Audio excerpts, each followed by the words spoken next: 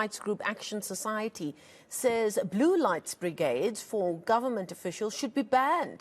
It's representing the victims in that viral video showing the Deputy President's security detail, or members thereof, assaulting 3 people on the N1 highway in Johannesburg. The 8 attackers have since been suspended. Joining us for more now is Action Society's Community Safety Officer Ian Cameron to tell us a bit more of their side of this action. Ian, thanks for your time. He's joining us virtually from Cape Town.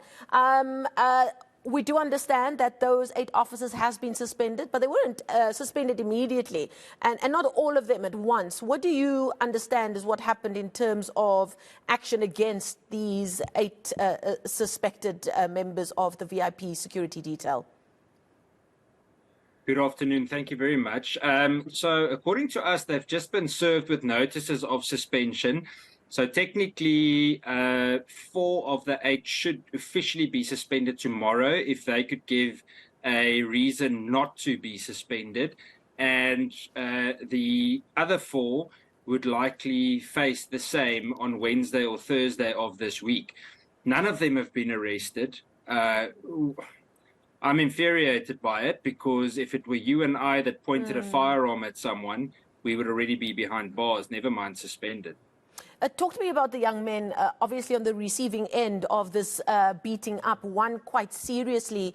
So I see on social media you now claim that these young men are all trainee members, I'm not sure exactly what we're supposed to call them officially, of the South African National Defence Force, and that they've been gagged from speaking to the media. What more can you tell us about that, A? And then B, what more have you been able to find out about these young men? Yes, let me give you a brief overview. So there were 4 victims, 3 of them male, 1 female. It was a male driving the vehicle. He was the one that you would have seen in the video that lost consciousness at some point. And he was hit on the side of his head with an R5 assault rifle, which is a police-issued assault rifle, and dragged out. And then you saw the rest of the video. In terms of their psychological condition, the one victim that we are representing is very traumatized. Obviously, it goes up and down. It's a bit of an emotional roller coaster, especially the fact that it was something that went viral throughout the country. So you can imagine the psychological impact that that would have on someone. In terms of the gagging of the victims by the state, it was very upsetting last week, Thursday, when specifically members from the SABC, journalists from the SABC, and journalists from Network 24, the Afrikaans online platform, went to have an interview with one of the victims, and they were then prohibited by a General Mahapa from the SANDF in Pretoria. Those journalists were then told that they would not be allowed to speak because they didn't follow the right procedure. Now, according to us and what we were able to verify throughout, as well as our legal team, was that those victims are more than welcome to speak, because when the incident happened, they were not in uniform, they were not on duty, and they were not performing any SANDF-related tasks. Then, apart from that happening, on Friday, another disturbing thing happened, and this is the following. We got a call, one of the victims got a call that his J88 medical report was available to receive, where it had been done by a doctor, and he was then told that he would not be allowed to have his or to be able to physically get his hands on the medical report, and that it had to be given to military police, and the military police would give it to IPID for the investigation, which is totally unorthodox, completely unusual. You are allowed a copy of that. We were then able to intercept it and make sure that we get copies of it. And so it goes on. So it's very, very challenging, and we've seen the kind of ill or discontent, the terrible way, let's rather say, that the state has handled the issue publicly so far. I see the National Police Commissioner, Fani Masemola, also made some comments late last week saying that the incident and the conduct of those VIP Protection Unit members were quite concerning, quote.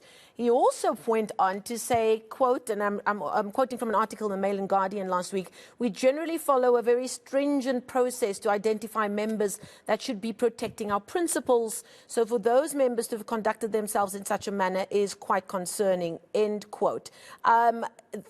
When you talk about police officers who get the leg up to work for VIP protection services, it's supposed to be understood that those are the kinds of police officers that are beyond reproach, that they've got a sterling record, and that their behavior will always cross all the T's and dot all the I's. That's definitely not the case in this regard, is it? And I understand that your organization would want to use this case as another example as to why these so-called blue light brigades should be gotten rid of completely. Yeah, just the fact that he uses the words quite and stringent in the same paragraph is very worrying, because those two, you know, it's a bit of a contradiction in terms. You can't be stringent and then say it's quite concerning. It's very alarming. It's a tragedy. It's an absolute atrocity. Those are the kinds of words we need to be hearing. We need to see the National Commissioner taking the lead on having these members sacked, taking the lead on reconsidering the SOPs of blue light brigades, taking the lead on determining the threat assessments and re-evaluating threat assessments and the need for blue light brigades. You know, the way I'm speaking now, that's the enthusiasm that I want to see from a National Commissioner. Not it's quite concerning and there's a stringent process, because he's lying. There is no stringent process. We all know this. A lot of these members, and it's common knowledge in the South African Police Service, a lot of them are tag-alongs that have been linked to specific politicians and that have a career path with certain politicians throughout, and especially linked to politicians like Bheki Cele or Paul Mashatile. So there are certain controversial figures that are linked to specific cops, and therefore we then see them doing this. Let me ask you this. Since Thomas Ferreira in 2011, a teenager was knocked off his motorcycle, got permanent brain damage. Since that happened, nothing changed with VIP units.